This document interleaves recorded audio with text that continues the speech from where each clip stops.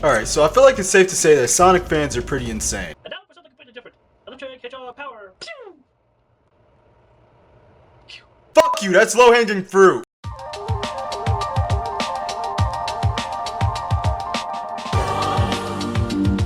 Alright, let me reiterate. I mean insanely talented.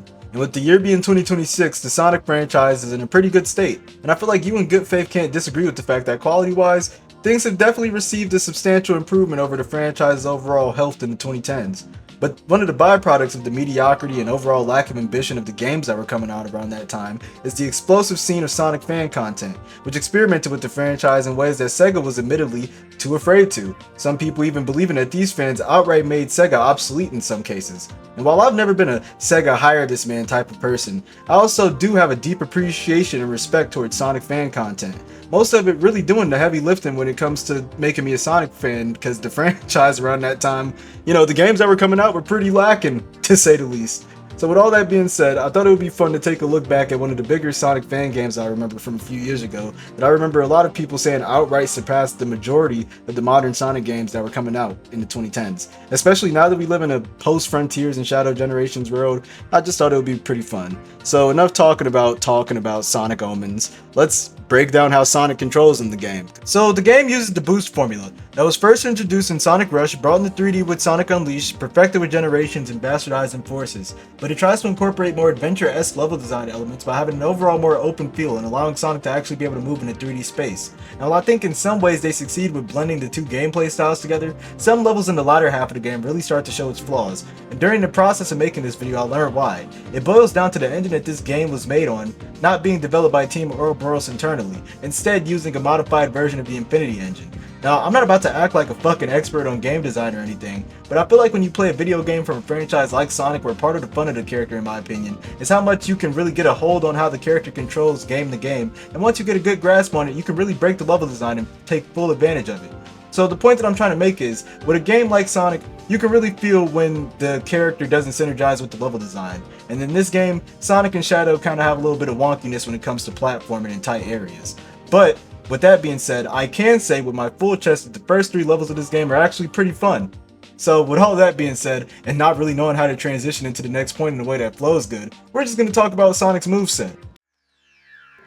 Sonic's moveset in this game is basically just his modern boost style pre-Frontiers.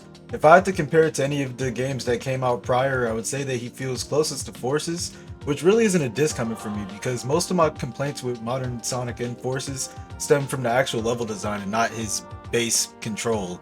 Even though, don't get me wrong, it's basically just a gimped version of himself in Generations, but the OP air boost is kind of fun to mess around with. But whatever. This video isn't about the nuances in those games, it's about the nuances in this boost game.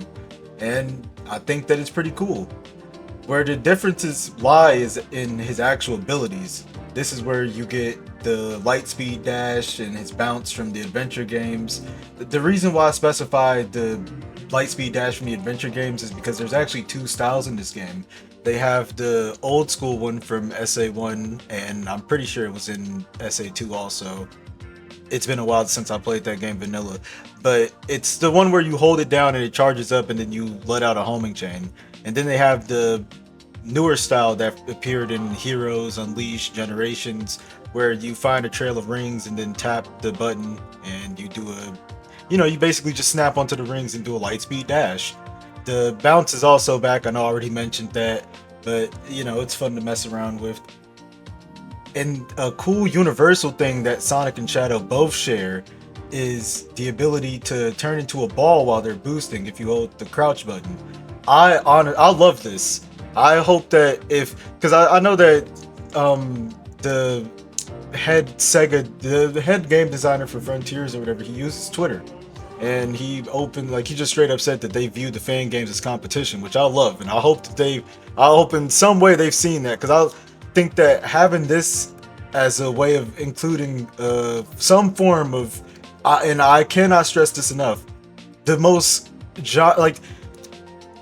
being able to turn into a ball is one of the most franchise-defining moves in the Sonic franchise, and the fact that there was a period where it really wasn't in any games. Well, I guess not really, because it did come back in Lost World, but after that it was pretty much it was absent. Boom was a beat 'em up. unless it was in the Boom 3DS games, I've only played through those once, so I don't really remember. But I'm talking about every other Sonic game but the one that this video should actually be about. The point is, I think that having the ability to turn into a ball mid-roll is a cool compromise with having the boost, especially since Frontiers makes it so, you know, the boost doesn't do any damage anymore, but they brought back the spin dash. But the problem is, the spin dash kind of rendered the boost obsolete in that game because it was faster, it actually did damage to enemies, and it kind of ignored the boundaries of the game a bit more. But with this, I feel like if you're going to make it so the boost, well, in this game, the boost does do damage. But if the boost didn't do damage, but you would have to turn into a ball while you're boosting into enemies, I feel like that would just make boosting feel way more, you know, it would feel way more player controlled. It gives you some more agency. It turns boosting sections less into boosting down a hallway to win. At least now you have to actually press another button while you're boosting to do damage to enemies. But, you know, tangent aside, I just think that it's cool that they figured out a way to have these two moves coexist with one another. And that's pretty much all of Sonic's moves. Oh, wait, no, I'm forgetting one. I hope you guys remember the inner beams from Sonic Boom. Come on, guys, the inner beams? Don't tell me you forgot about the inner beams. Well, Sonic kind of has an inner beam type thing in this game. This story-wise, I'm not really gonna get into the story that much until the end of the video, because I honestly, one, the story kind of it comes off a bit try-hard at times. And two, I feel like, you know, the story is the least. I can appreciate when a Sonic game has a story that gets me invested, but I can really care less about the story in a Sonic game. But yeah, since this game story-wise takes place after Unleashed, Sonic still has Chip's wristband thing, and it gives him this energy whip type lasso thingy. It works pretty much exactly how you would expect it to. I do think that it's pretty cool that it's an energy lasso that has to do with Chip because it invokes imagery of the werehog. But besides that, there's not really much else to talk about with Sonic. So let's talk about... Shadow's gameplay is basically just Sonic's but with a few omissions, such as no offensive light speed, dash, or bounce. Instead, he has a set of chaos abilities, very reminiscent of how he had them in 06. The four abilities are Chaos Spear, Chaos Dash, Chaos Blast, and Chaos Control. Out of the four skills, I really only use Chaos Dash and Chaos Spear, and I feel really bad about it, but the game doesn't give you that much of a reason to use his Chaos abilities besides the occasional switch gate or something, and even then there's rarely even any combat encounters that, again, 9 times out of 10 it's just not going to be the most optimal choice for attacking, which sucks because I love the idea of having Shadow have different sets of chaos abilities, because you know, one problem with Forces, and I keep on bringing up Forces, but at the time Forces was the most recent game, so I feel like that's kind of the one that you're supposed to compare it to the most. But yeah, Shadow was in that game and he was playable, and at the time I thought it was really cool, but then when you actually play it, you realize that he's basically just a skin for Sonic. I mean, he has the light speed dash attack thing, but it's very situational, and I don't even know if it's scripted or not, to be honest. So yeah, it sucks not really having much to say about Shadow. One thing that I can kind of complain about though is that the Chaos Dash is a little finicky when you try to dash upwards, but that could just be user error. So yeah, it sucks having a lot to say about, well, it sucks not having a lot to say about Shadow, because I have a lot to say about Tails' playing. Okay, so for starters, I mean this in the most praising way possible, but the fact that this is even in the game in the first place is the most official feeling part about this game. Like, I know it's a joke to shit on Sonic games for having weird gimmicks that get tacked onto them, but honestly, I like a majority of them. Like, the Werehog was fun, guys, you need to stop being dicks. But one system that I genuinely can't stand was the Tails flying sections. And I'm pissed off because two of my favorite 3D Sonic games are Adventure 1 and Unleashed. So the fact that those are the main fucking two with the unskippable Tails piloting sections sound like universal rage bait. So the fact that this game got like 3 dedicated Tails sections with a damn boss fight is baffling to me. Now before I make my next point, I want to note that it's kind of unfair to this game because it applies more to the official Sonic games and Sonic fan games in a broad sense. And I want to give this game some some praise for the fact that unlike the piloting sections in Unleashed that were essentially just glorified QTEs, this game actually has you navigate the tornado through hostile areas, which doesn't mean that it's fucking fun, not by a long shot, but I respect it for looking cool. Now, back to my original point, which now that I'm thinking about it is less of a point and more of a statement, but I don't really care. I don't care about piloting the tornado. And I never heard anybody praise a Sonic game for its tornado sections or a demand for them to make a return. So if you please, if you can, for the love of God, tell me why. And this isn't coming from a place of judgment, but genuine confusion. Like, it just comes off as unnecessary padding. And I feel like that mostly applies to the official game. So with fan games, it confuses me even more because there's no, like, pre-assumed length or anything. It's a free fan game. And it just messes up everything. So I can only imagine that it's because Team Ouroboros thought it would be fun. But it's just not. The tornado doesn't control fluid enough for me to feel like I'm in full control of the combat. And the levels themselves kind of drag on. And most importantly, if I'm playing a Sonic game, I want to play as Sonic or one of his characters from the main cast that are, for the most part, just iterations of his gameplays with minor tweaks and abilities that are added on to make them slightly worse or better in some cases. But yeah, I just don't care about vehicles in my Sonic games. And don't get me wrong, I like the vehicle, I like the little team buggy and heroes and the piloting sections in 06 are... Actually, no, fuck the vehicles in 06. The vehicles in Shadow are alright, though. Okay, so the last playable character in this game is Super Sonic. And yes, I count Super Sonic as a separate character, and I don't really have a reason to why I do it, I just do it. But it makes it easier to talk about him with stuff like this, so I don't see anybody complaining. And for starters, I think that it's pretty neat that activating the form is tied to your boost bar and not his ring count. Granted, in practice, it really doesn't change anything since you get a full boost bar after like 2 capsules and a homing chain. But in theory, I like the idea of having to manage your boost to pop the form off.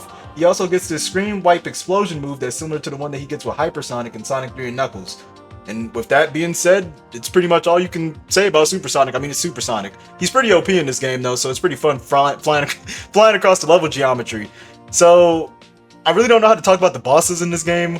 Because I don't feel that strongly about any of them, to be honest, except for maybe the first one. So I thought it would be fun to kind of do like a speed round, and I'm going to list off how much I enjoyed the bosses on a scale of 1 to 5 Thorndikes. So yeah, let's do that. First off, we're starting with the Dragon E0. This is the first boss of the game, and it serves more of a tutorial instead of an actual hard skill check or something, but when I first played through the game, I was honestly impressed by the quality of the animation, and the way that the fight was presented felt very official. I love the arena, plus it's a pretty cool design for a bipedal version. Hey guys, so this is post-editing Stackula here. Well, post-editing. And I was gonna originally just leave this in and hope that nobody noticed that I said bipedal when referring to a snake. Because if you look at the Dragon E0, if you look at his torso, he's a snake. So, he's not bipedal. He doesn't have legs. He's a snake. And yeah, I decided to, you know, have a little bit of integrity and point that out. Plus, it just would have bothered me. It really would have bothered me. Like, I cannot put into words without sounding like a lunatic how much it would have bothered me. The Egg Dragon. And it just now dawned on me as I'm recording this that it's a pretty neat detail that the tutorial boss of the game is the final Eggman mech of Unleashed. 5 Thorndikes. Alright, up next we have the Gnarl. Off rip, fuck the Gnarl. 1 Thorndike. But in all seriousness, I'm pretty sure part of the reason why I struggle so much with this boss fight is purely just because I'm bad with the playing controls with Tails. But at the same time, I didn't even struggle that hard with the boss fight. It just really wasn't that fun. I feel like part of the enjoyment with Sonic boss fights is as you get good at the game, you can kind of rush the shit out of them and just, you know, blitz through them. That's why I didn't really like Superstars that much, because the bosses were very slow and drawn out and overly telegraphed. But at the same time, that one kind of gets a pass because it's a 4-player multiplayer game. So it's just a weird thing with me and Sonic bosses. But don't get me wrong though, there are bosses in the series that are slow and methodical that are fun, like the Death Egg Robot in Sonic 2 and some of the bosses in Rush and Colors DS. But the thing about those bosses that they have in common is you actually play as fucking Sonic. And I really hope that I'm not coming off as annoying when I keep on saying this, but I just don't give a shit about vehicles in my Sonic games. I don't care if it's a plane and adventure, or the weird fucking river raft thing from Sonic Boom, or Shadow and a Humvee. Well, actually earlier I said that I do like Shadow and a Humvee, so whatever, moving on. The Vortex is Shadow's first boss, and he introduces the idea of bosses having two phases in this game, which should be cool, but in practice it's kinda underwhelming. I mean, I think the design itself is cool. It's like a weird rock Cthulhu monster that low-key reminds me of something from Epic Mickey now that I'm really looking at it, but the fight itself is kinda dull. I keep on bringing up how much I like the boss arenas in this game and how they're presented. This one specifically feeling like a 3D version out of something from Sonic Rush, but unfortunately it's kinda to the game's detriment, since I feel like the arenas are so big that it makes it easy to cheese the hitboxes, and normally I like that about Sonic games, but for this one it kinda feels like cheating. Vortex's attacks are also choreographed oddly, and it doesn't make it easier or harder to get hits in. Schrodinger's hitbox. 3 Dorndykes. I should probably mention that I was playing through each boss with Sonic and Shadow, and gameplay wise it really never made a difference, so I didn't really feel a need to bring it up until now, since Shadow's abilities kinda just get in the way, so you might as well just use homing attack.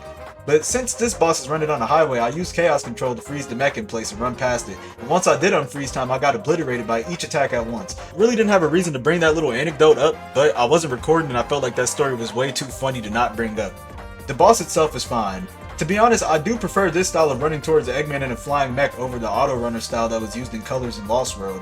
Metal Ember isn't necessarily hard, but it has a similar problem with the Vortex, where sometimes it just felt like I was doing something wrong. But this time it was even more frustrating because they deadass give you prompts on what to do.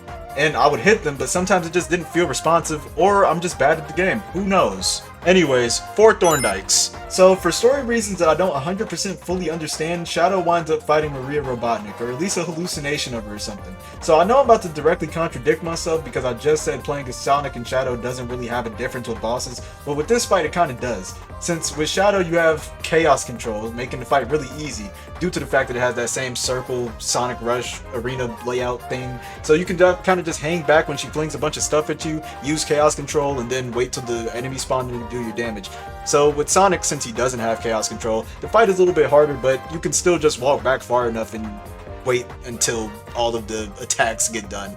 So 3 Thorndykes again. I mean, it's easy when you make it easy, but if you actually engage with the stuff, actually it's more annoying than it. You know what, whatever, I already committed to giving it 3 Thorndykes. 3 Thorndykes. Alright, so the final boss of this game, and if you have a keen eye, you notice that he has a similar design to the Metarax from Sonic X. That's because he is a Metarax from Sonic X. His name is the Exiled, and he's trying to commit genocide to go back home because he was exiled. Did I mention that he's from Sonic X? If I didn't, the leitmotif definitely will. Anyways, the fight is actually pretty cool. I didn't like it at first because I was going about it the wrong way, but basically the whole gimmick is you're supposed to run into these weird little water bubble things to charge up your boost gauge, while occasionally taking out some Metarax troopers and dodging attacks. Once you get a full gauge, you can go super and get your damage into the edgy OC, and the only complaint that I really have is, for the first phase, you can't jump over this laser attack that he does.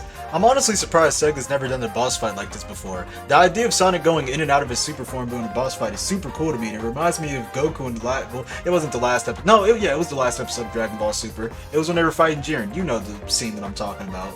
But anyways, the second phase is really cool because you remain in super mode the entire fight, but each time you take a hit you lose 10 rings. But in order to do damage you boost around until you fill your energy gauge, and to do that you gotta do the screen wipe move to make them vulnerable. There's no real quirks or weird exploits I found while fighting them, and I really thought the cutscene during and after the fight were super well animated. So I'm honestly really happy it was able to give a satisfying sense of climax, even though I really wasn't paying attention to the story, or outright laughing at some aspects of it. Anyways, 5 Thorndykes.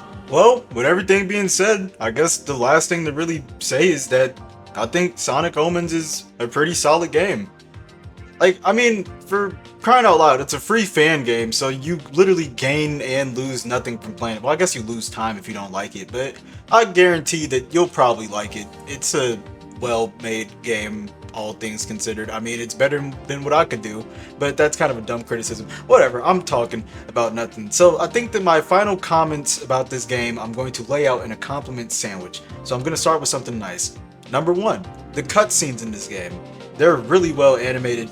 Shadow Generation showed that Sega's actually putting effort into making the Sonic characters move like actual characters and not just people in mascot costumes, which I'm happy about, but this game really takes advantage of the fact that the Sonic characters have really good silhouettes, and there's a lot of times where they'll like sit on a pose that Sonic's hitting or something, and there's really nothing else to say besides the fact that it looks really cool. Also, I like how the character's eyes kind of glow sometimes in darker lighting environments, but I don't know if that's like a engine thing or an intentional design choice, but it really makes the Sonic characters look more alien, which I guess makes sense because going on to the with the compliment sandwich, it's a compliment, then something bad, then another compliment. So this is the bad part.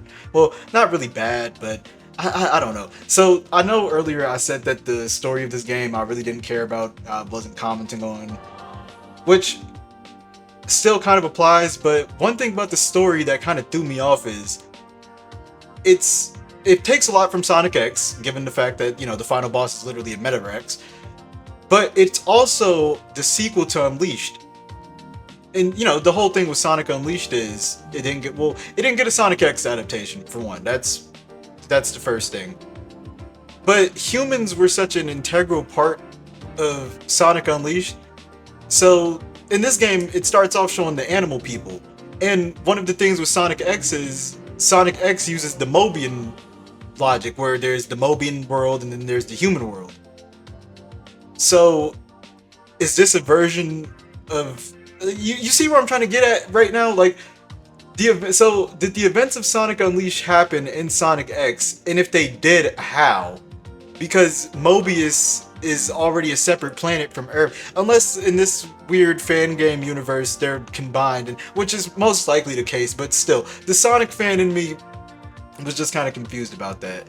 Besides that, you know, if you're wondering what I'm playing Project Reignition in the background. It's another Sonic fan game that completely redoes Secret... well, not completely, it's not 100% done yet. But it basically redoes Sonic and the Secret Rings and makes it a non-motion controlled game. Which, you know, that's like the main problem with Sonic and the Secret Rings, the fact that it's tied to motion controls. Which goes to show the original point of me making this video in the first place. To talk about how crazy Sonic games are. Like... well, not Sonic games, Sonic fan game creators. Sonic fans in general. There's a lot of good Sonic fan content. I know I said I'm going to do the compliment sandwich approach thing, but I kind of realized that you need a compliment, then an insult, then another compliment. And I feel like I said all the good things I can say about this game. In the process of making the video, though, I was vaguely aware of a controversy that exists, because I guess some of the developers, or a lot of developers, are like fucking weirdos and dicks. So, you know, fuck them for that. But going off the assumption that there is at least some good people involved in the creation of this game, good job. That's pretty much it. If you liked the video, like it. If you didn't, still like it. Come on, cause like, come on, man, don't be a hater. Like, fuck, you know how angry you have to be to dislike a YouTube video?